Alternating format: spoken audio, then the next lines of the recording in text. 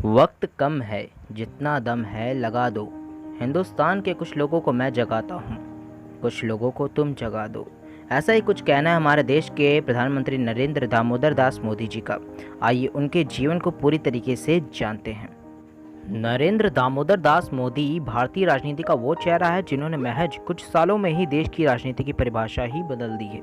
उनकी सटीक राजनीति के सामने न सिर्फ विपक्ष ताश के पत्तों की तरह बिखर गया, बल्कि वो दुनिया में एक ग्लोबल लीडर के तौर पर पहचान बनाने में भी कामयाब साबित हुए। यही वजह है कि आवाम को मोदी जी में एक नया की झलक दिखती है। भारत के सबसे सशक्त और प्रभावशाली राजनेताओं में शुमार नरेंद्र मोदी जी 17 सितंबर 1950 को गुजरात के मेहसाना के एक छोटे से कस्बे वडनगर के एक गरीब परिवार में पैदा हुए थे। पहले वडनगर बॉम्बे शहर में आता था।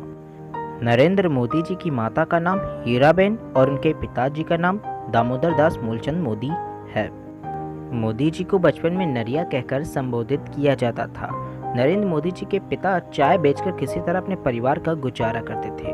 वहीं अपने घर की दयनीय हालत को देखते हुए नरेंद्र मोदी जी ने भी अपने पिता और भाइयों के साथ रेलवे स्टेशन पर चाय बेचकर अपना पेट भरा।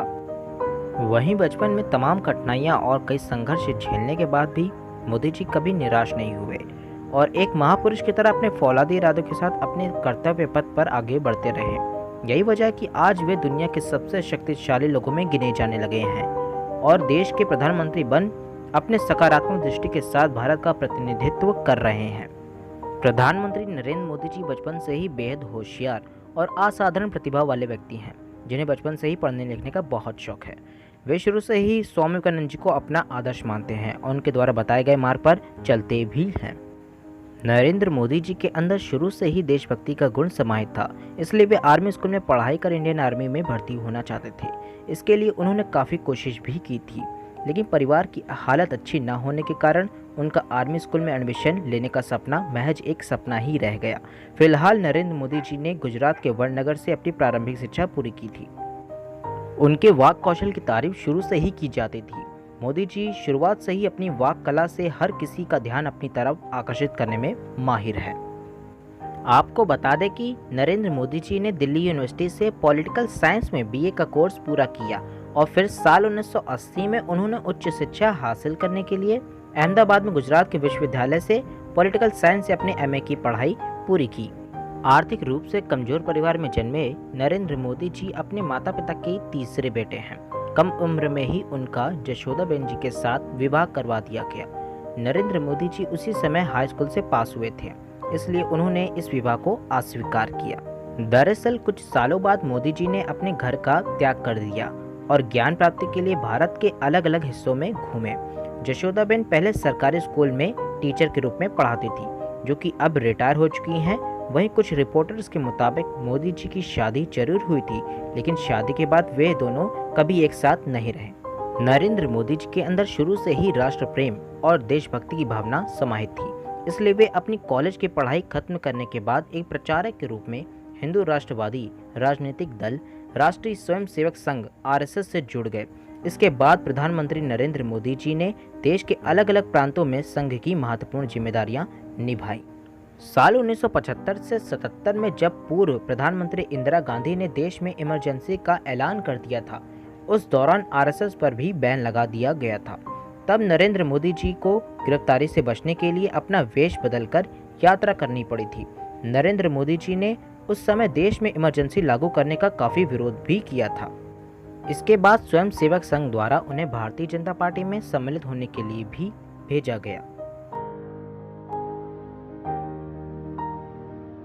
साल 2001 में जब गुजरात के मुख्यमंत्री के रूप में गुजरात की कमान केशुभाई पटेल संभाल रहे थे, उस दौरान केशुभाई का स्वास्थ्य खराब रहने लगा था, जिसका असर प्रदेश में हुए चुनाव पर पड़ा। वहीं इस चुनाव में पार्टी के कमजोर संचालन की वजह से बीजेपी को प्रदेश में कई विधानसभा सीटों से हाथ धोना पड़ा था, जिसके बाद गुजरात में बीजेपी की स्थिति को मजबूत बनाने के लिए पार्टी के वरिष्ठ नेताओं ने बीजेपी के मुख्यमंत्री पद के लिए नरेंद्र मोदी के रूप में एक नए और सशक्त उम्मीदवार का चयन किया और फिर मोदी जी को मुख्यमंत्री पद की जिम्मेदारी सौंपी गई। गुजरात में लगातार 4 बार मुख्यमंत्री बनने के बाद नरेंद्र मोदी का जादू लोगों में सिर चढ़कर बोल रहा था। वहीं उनकी लोकप्रियता को देखते हुए बीजेपी के वरिष्ठ नेताओं ने नरेंद्र मोदी को पार्टी के अध्यक्ष पद की जिम्मेदारी सौंपी और वे इस तरह साल 2014 में हुए लोकसभा चुनाव में प्रधानमंत्री पद की उम्मीदवार के रूप में दिखाई दिए। हालांकि इस दौरान लाल कृष्ण आडवाणी समेत पार्टी के कुछ वरिष्ठ नेताओं ने मोदी जी की पीएम उम्मीदवारी के लिए असहमति जताई थी, लेकिन मोदी जी ने उस दौरान वडोदरा और वाराणसी की दोनों सीटों पर जीत हासिल कर एक बार फिर साबित कर दिया कि वे पीएम पद की उम्मीदवारी के लिए एक अच्छे कैंडिडेट हैं। साल 2014 के आम चुनाव में अपनी कुशल रणनीति से पार्टी को ऐतिहासिक जीत दिलवाने के बाद नरेंद्र मोदी जी ने 26 मई साल 2014 में भारत के 15वें प्रधानमंत्री के रूप में गोपनीयता की शपथ ली और अपने प्रधानमंत्री की जिम्मेदारी नरेंद्र मोदी जी ने बखूबी निभाई। इस दौरान उन्होंने न सिर्फ देश की आर्थिक स्थिति को मजबूत बनाया, बल्कि देश में गरीबी, बेरोजगारी, भ्रष्टाचार को दूर करने के लिए भी सराहनीय प्रयास किए। मोदी जी ने महिलाओं, बुजुर्गों और बच्चों, व्यापारियों, किसानों, युवा आदि सभी वर्गों के हित को ध्यान में रखते हुए तमाम योजनाएं लॉन्च की। एक सक्षम और सशक्त प्रधानमंत्री के रूप में अपनी छवि बनाने वाले नरेंद्र मोदी जी ने साल 2019 में हुए आम चुनाव में फिर से पीएम पद की उम्मीदवारी के साथ चुनाव लड़ा और इस चुनाव में भी उनका जादू सिर चढ़कर बोला। 542 सीटों में से 353 सीटों पर जीत दर्ज कर उन्होंने 70 साल पुरानी कांग्रेस पार्टी के चारों खाने चित कर दिए और अपनी रणनीति से 2019 के चुनाव में भी एक इतिहास रच डाला और इस तरह हिंदुस्तान को नरेंद्र मोदी के रूप में प्रधानमंत्री नहीं बल्कि प्रधान सेवक मिल गया। इस तरह प्रधानमंत्री नरेंद्र मोदी ने एक बार फिर आवाम के भरोसे को जीतकर दूसरी बार पीएम का पद हासिल किया और वे लगातार देश की जनता के विकास के लिए कार्यरत हैं। भ्रष्टाचार को खत्म करने के लिए देश में नोटबंदी लागू की। इसके तहत मोदी जी ने 500 एवं 1000 के पुराने नोट बंद कर उनकी जगह पर 2000 और 500 के नए नोट जारी किए। Goods and service tax. प्रधानमंत्री नरेंद्र मोदी जी ने देश में लगाए जाने वाले सभी अलग अलग टैक्स को एक साथ शामिल कर जीएसटी टैक्स लागू किया। नरेंद्र मोदी जी ने साल 2016 में हुए उरी हमले के बाद सर्जिकल स्ट्राइक करने का ऐतिहासिक फैसला लेकर पाकिस्तान को करारा जवाब दिया। फरवरी 2019 में पुलवामा हमले में कई भारतीय सैनिकों के शहीद होने के बाद प्रधानमंत्री नरेंद्र मोदी ने पाकिस्तान को सबक सिखाने के लिए देश के सभी सुरक्षा बलों को किसी भी तरह के एक्शन लेने की छूट देने का ऐलान किया था। इसके बाद वायुसेना द्वारा स्ट्राइक की गई थी।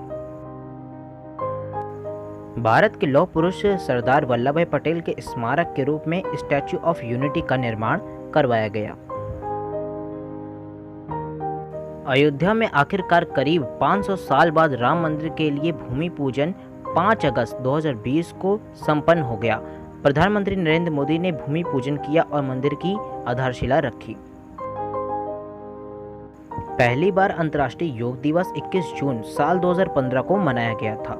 योग को प्राथमिकता देने और इसके प्रति लोगों को जागरूक करने के उद्देश्य से नरेंद्र मोदी जी ने हर साल 21 जून को अंतर्राष्ट्रीय योग दिवस भी मनाने की शुरुआत की। दिल्ली की राजगद्दी तक पहुंचने के लिए जनता के दिलों में उतरना पड़ता है। कोई भी यूं ही नहीं बन जाता युग पुरुष, सालों कर्म योगी बनकर तपना पड़ता है। तो दोस्तों, अगर ये प्रधानमंत्री नरेंद्र मोदी जी की बायोग्राफी आपको पसंद आई हो तो इसे अपने दोस्तों के साथ शेयर, लाइक और चैनल को सब्सक्राइब करना मत भूलिएगा। मैं इस तरह और भी वीडियोस बनाता रहूँगा। अभी के लिए मुझे दीजिए इजाज़त। आपका महत्वपूर्ण समय देने के लिए धन्यवाद।